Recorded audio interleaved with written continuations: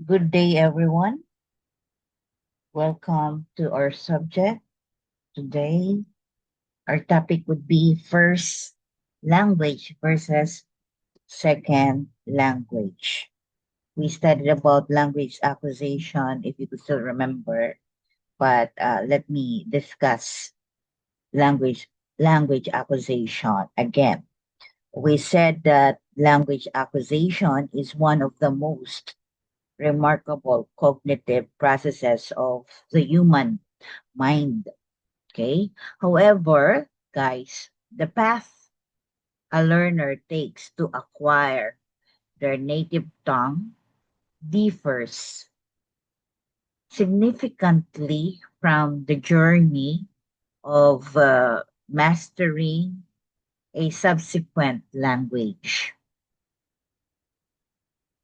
The slide here, first language versus second language, the presentation provides an analytical exploration of this first language acquisition versus second language acquisition. So, by examining core cognitive mechanisms, the impact of critical periods, and the unique conditions surrounding conditions surroundings both natural and formal learning environments,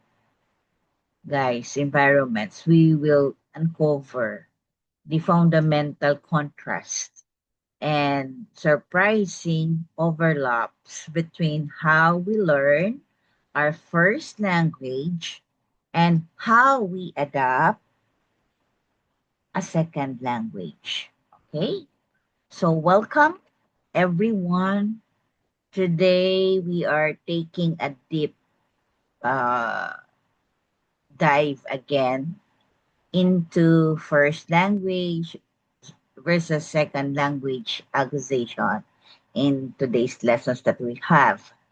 So while picking up our mother tongue seems almost effortless during early childhood, learning a second language later in life, guys, often presents a completely different set of cognitive challenges and strategies, of course. So in this discussion or in this session that we have, we will examine the underlying cognitive mechanisms, as I mentioned a while ago, and we will explore the concept of critical periods in development and analyze how different learning environments shape our fluency and mastery in both the first language that we have, at the same time the second language. Okay, so let's move on to our slide here. Wait then, guys. Okay, foundational concept. So defining mother tongue and target language through the lens of developmental psychology and linguistics. Okay, so here, guys, we will define two central pillars of language acquisition: the primary or native language, which is the mother tongue that we have, and the second one, the additional or target language being acquired. However, guys, rather than viewing this simply as vocabulary, list, or grammar structures, we will examine them through two, two complementary lenses. One is linguistics, looking at the systematic, structural, and cognitive mechanics of language development and processing. And the other one is developmental psychology, exploring how age, cognitive maturity, social environment, and emotional development shape a learner's relationship with both their native tongue and additional languages. So, by understanding this, guys, how a child naturally acquires first language versus how an additional processes learn second language across different stages of life, we gain the critical insights needed to design effective language learning and teaching environments. Okay, so let's have this one. First, first language. Typically, when we speak of first language, typically acquired implicitly during early childhood through natural immersion. Okay, deeply tied to initial cognitive development, identity, and cultural exposure. For the second one, target language, second target language, learn, this one is learned or acquired alongside or after, of course, the mother tongue. Okay, often involving intentional instruction, explicit cognitive mapping here onto pre-existing linguistic structures and varying social motivations. Okay, so let's move on to the next slide. Okay, next slide. Acquisition versus learning. Here, okay, we have here the contrast. The slide contrasts the two, of course, the fundamental pathway through which humans internalize language, the natural intuitive process, which is the acquisition, versus the formal analytical process, which is learning. Okay? So let's have subconscious acquisition under L1. Okay? This is how infants and young children pick up their first language, guys. So children do not study grammar books or memorize vocabulary list. Instead, they absorb language purely through continuous immersion and exposure to the environment, to meaningful interaction. Okay? So their brains naturally extract phonological patterns, sounds, no, and grammatical rules from speech around them without conscious awareness. So they are not conscious about it. For the second language, conscious learning. Second language now, okay? Here, this typically describes how older children now, teens and adults, develop a second language or foreign language. It relies study, structural analysis, as mentioned there in the slide, targeted practice. We have examples like learning conjugation charts, syntax rules, and targeted vocabularies. Okay? So learners actively monitor their speech and writing using they're conscious now, conscious knowledge of the rules. Okay? So here, instead of relying solely on the innate language acquisition module, L2, which is conscious learning, learners use general cognitive problem solving abilities. They also learn heavily on their existing L1, which is acquisition, conscious, unconscious acquisition, okay, knowledge, often translating or comparing target language structure with their native language. Okay? Next, we have here first language acquisition. Okay? So, detailing how first language acquisition works through developmental stages, social environment. Here we have here first language acquisition, instinctive natural immersion. Okay? So, it focuses on the organic, biologically driven process by which human infants master their native language without explicit instruction or formal grammar lessons. Okay? So take note, guys, that starts at birth. Let's have that. L1 acquisition begins immediately from birth as infants tune into the sounds, rhythm, and intonation of speech around them. So children are exposed to thousands of hours of rich interactive context provided by primary caregivers.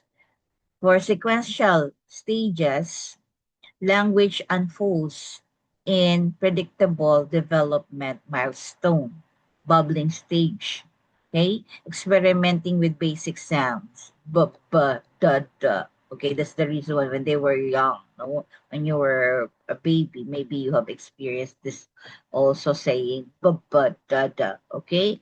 So here, guys, one word stage, okay, using single words to express complete ideas or needs. Sample milk, meaning you want milk, okay, or a baby want a milk. I want milk, okay? And then combining two or three essential words without grammatical fillers. The go, more juice, for example. And then developing complex sentences and grammatical accuracy effortless as they grow. So there's progress already. Okay? So connection to cognitive and social maturation. So take note, L1 acquisition happens in tandem with general brain development, physical coordination, and social emotional growth. So early exposure allows the infant brain to map the exact sound system, phonemes of their native tongue, resulting in native accent and pronunciation. Okay, so children internalize complex grammatical rules implicitly. Okay, so giving them an intuitive feel for what sounds right in their native language long before they ever learn what a noun or verb is in school. Okay, so let's discuss it further. Let's have the second language learning. This time, this focuses on cognitive mechanism and environmental factors involved when older children, adolescents, or adults learn a second language or a foreign language, unlike the implicit acquisition of first language. L2, second language, learning builds upon an already established linguistic and cognitive infrastructure. Okay? So here in L2, learners do not start with blank slate. Just like we've said before, if you know, if you could still remember, a tabula rasa. Okay? So they already have an established mother tongue, L1. Okay? That serves as a mental reference point. So learners bring existing abstract concept categories and world knowledge into new language. meaning they don't need to relearn what a concept is, only how to label and express it in the target language. Okay, so older L2 learners possess advanced mental tools that infants acquiring first language do not have. Okay, so they can leverage metacognitive strategies, meaning they can link about their own learning, guys, process. Okay, study explicit grammar rules, analyze sentence structure, and deliberately practice patterns through general problem solving skills. Okay, so take note that variable outputs and errors, language transfer. Okay, so we have here when learning the second language, the structure and grammatical patterns of the first language inevitably interact with the new language. This process is called language transfer, guys, or cross linguistic influence. Okay, so there's a positive transfer. This occurs when the first language and the second language share similar structures. Okay, structures, making learning transfer. I mean, making learning faster and easier in transferring. No, example, similar sentence orders or cognate. Okay, and then we have their negative transfer interference. Okay? It occurs when the first language rule conflict with the second language structures, leading to predictable error patterns in grammar, vocabulary, or pronunciation. Okay, so the last one would be instructional context.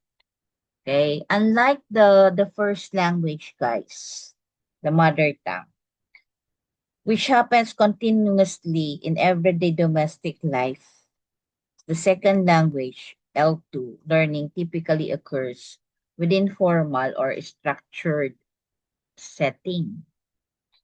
It is often, it is often guided by explicit syllabus, goals, academic environments, or specific professional or social motivation rather than simple biological necessity. Okay, so let's move on to the next slide. Here, we have here the critical period. Okay, neoplasticity and age factors. So it explores the neurological and biological constraints on language acquisition, highlighting how the brain's ability, that's why I have there, okay, picture of a brain, how the brain's ability to effortlessly master language changes as person grows. Okay, so there's an improvement in the brain, no, as the person grows. Okay, then theory here by Eric Lenberg. Okay, the critical period hypothesis. Okay, so proposed by linguist and neurologist Eric Lenberg. This hypothesis states that there is a biologically determined window of opportunity for language acquisition. Okay, take note that biological sensitivity for effortlessly acquiring language peaks during early childhood and gradually declines, particularly after onset of puberty due to brain lateralization and maturation. Okay? And then we have here, what else do we need to know? Okay. Child's brain has a high degree of synaptic plasticity, making it exceptionally flexible and adaptable. Okay? So because their auditory and motor neutral pathways are still forming, young children can easily map native phonetic sounds, allowing to achieve accentless native fluency automatically through immersion. So while adults may struggle to achieve native like pronunciation due to reduced plasticity, they excel at syntax analysis, complex grammar rules, and vocabulary acquisition because of their advanced cognitive and analytical abilities. Okay, so let's move on to another slide. We have here the core influencing factors. What are these? We have the affective filter, language transfer, and input quality. Okay, so let's have first affective filter. This was introduced actually, one of our discussion before, we mentioned this person. Okay, this was introduced by Stephen Krashen. The affective filter refers to the emotional dynamic, such as anxiety, self consciousness, confidence, and motivation, that can act as a mental block to language learning. So, for the second language learners, okay, take note, no, under this, high anxiety, low motivation, or fear of making mistakes because they're already grown ups raises the filter, preventing input from reaching the brain's language acquisition device. Conversely, guys, low anxiety and high motivation lower the filter, making learners far more receptive to target language input. Okay, for the first language, okay, infants acquiring their mother tongue operate with zero affective barrier.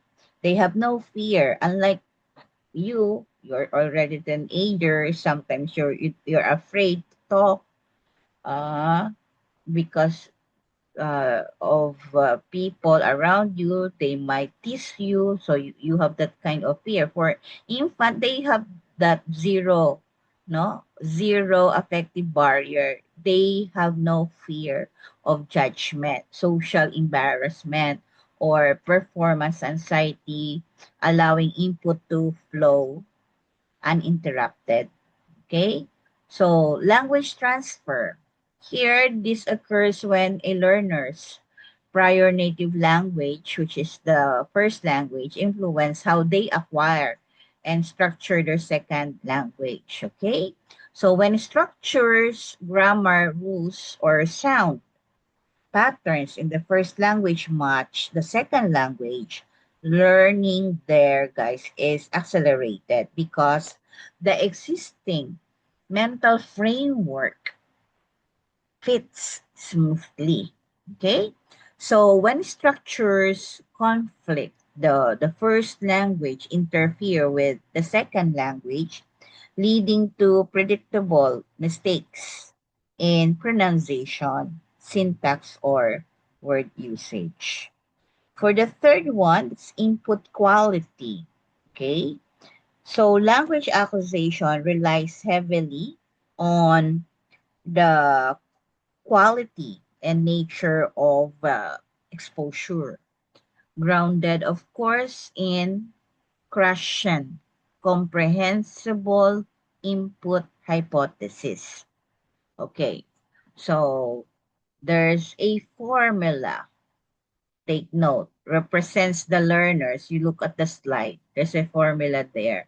Represents the learner's current stage proficiency.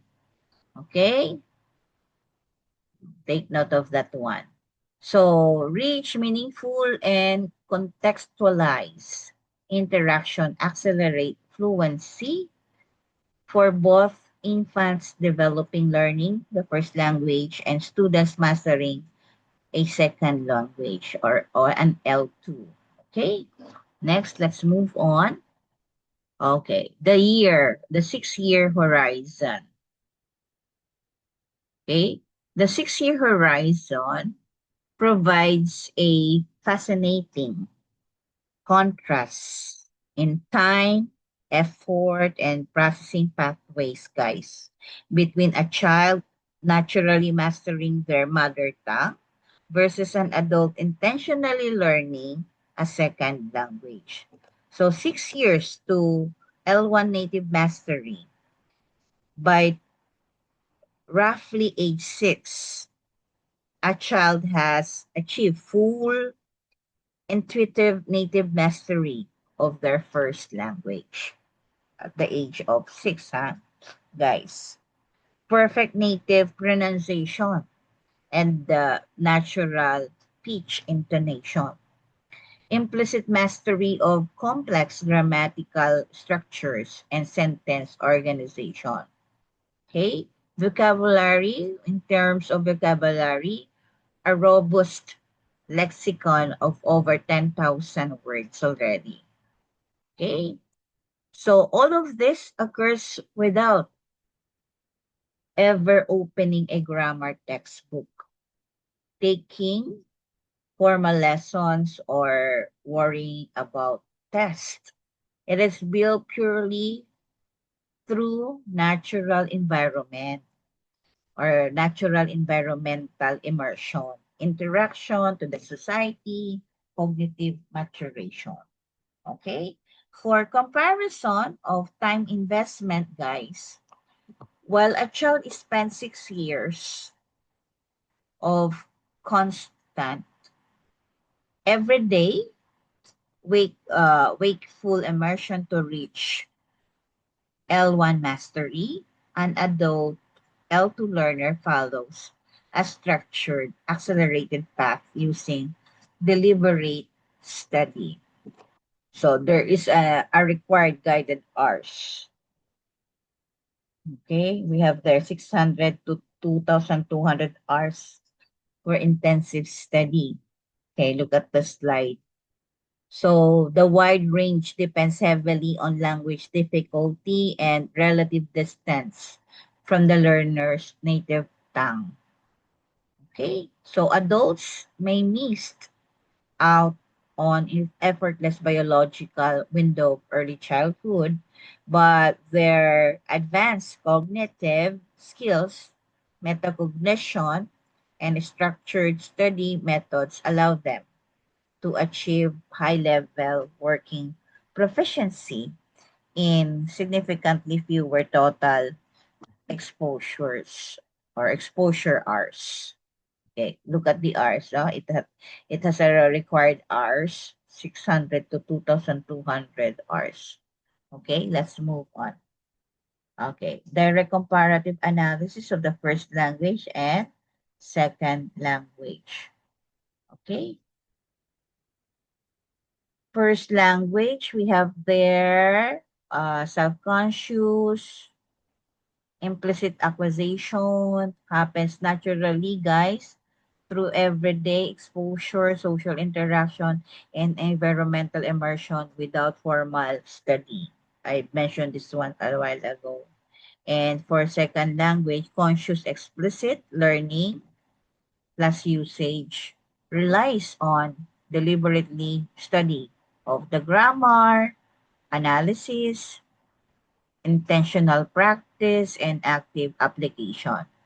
So the starting point here, infancy, infancy blank slate, universal grammar driven by biological development and innate language structures with no prior linguistic patterns to build on or unlearn for L1. For the second, that's first language. For the L2, which is the second language, pause, learning language, first language, establishment, existing syntax, build on top of an already established native language, which provide conceptual grounding, but can also cause linguistic transfer or interference. Okay? So when it comes to speed, it was also mentioned there.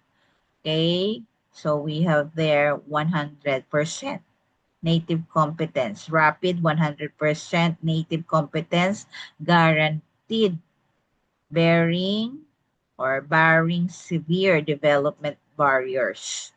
Every child naturally achieves native level fluency, pronunciation, and structural mastery.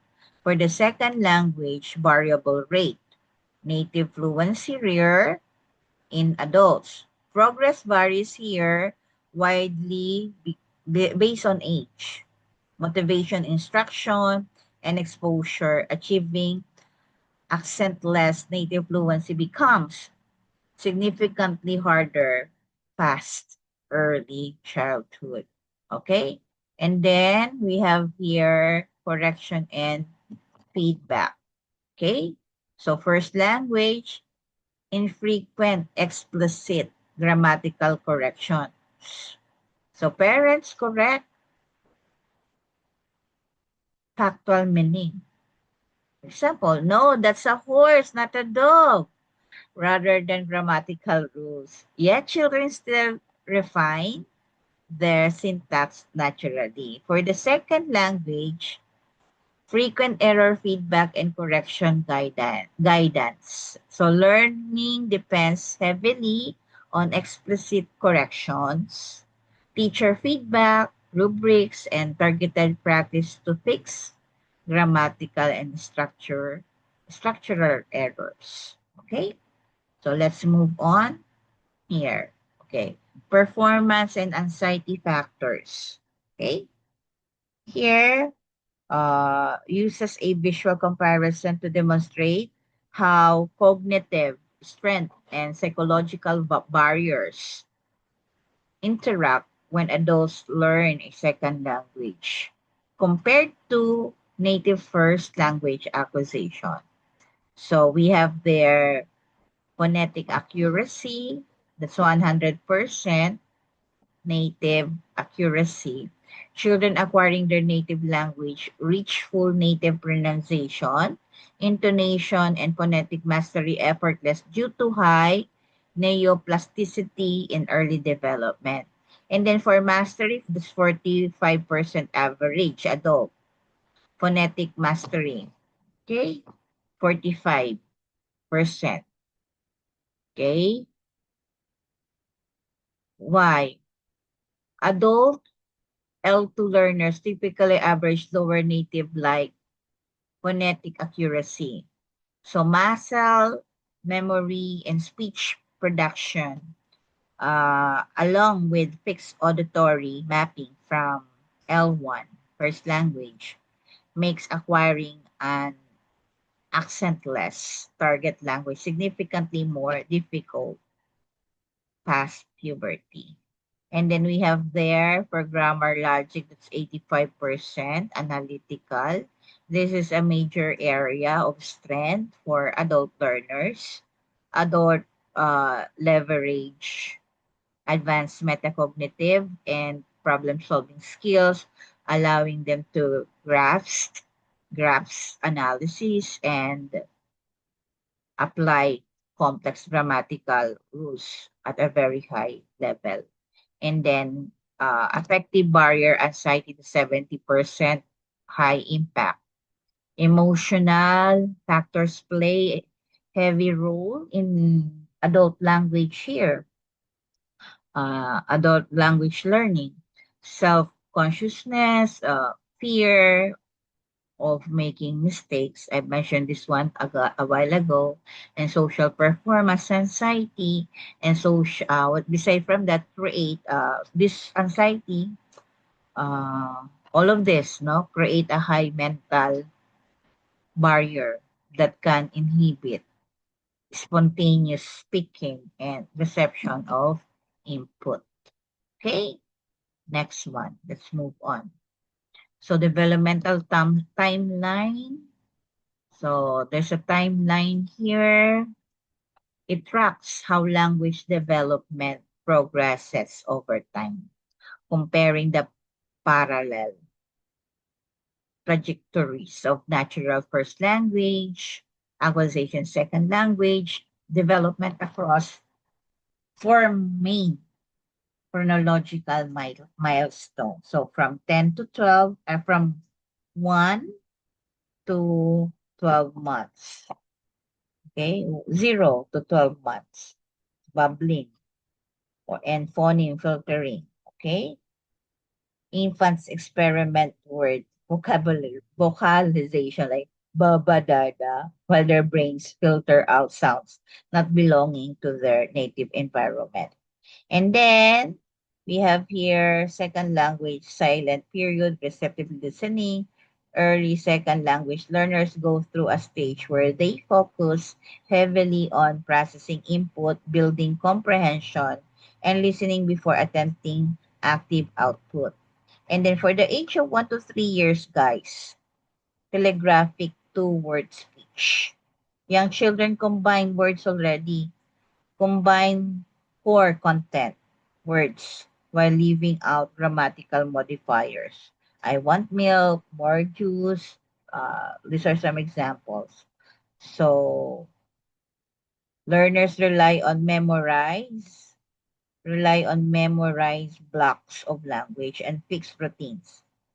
How are you? I want to communicate without full structural mastery. And then for 3 to 6 years, complex syntax and native fluency. Here, children effortlessly expand to full structures already, embedded clauses and intuitive grammatical rules. For the second language, intermediate conversational output, learners develop functional communication skills and conversational fluency, though occasional errors in text and transfer from the first language remain. For the long term, guys, we have the immutable native intuition. It's a deep, permanent, and automatic understanding of native phonology, idiom, and grammatical correctness. So, learners reach a sophisticated, okay, dynamic linguistic system or interlanguage here. Those certain error patterns or accent may become permanent features, okay, in this long term. Okay, so if you have questions, I have discussed it already. I hope you learned something from our discussion today. If you have questions, you may raise your questions now. If not, so that's all. I hope you learned something again. So bye everyone.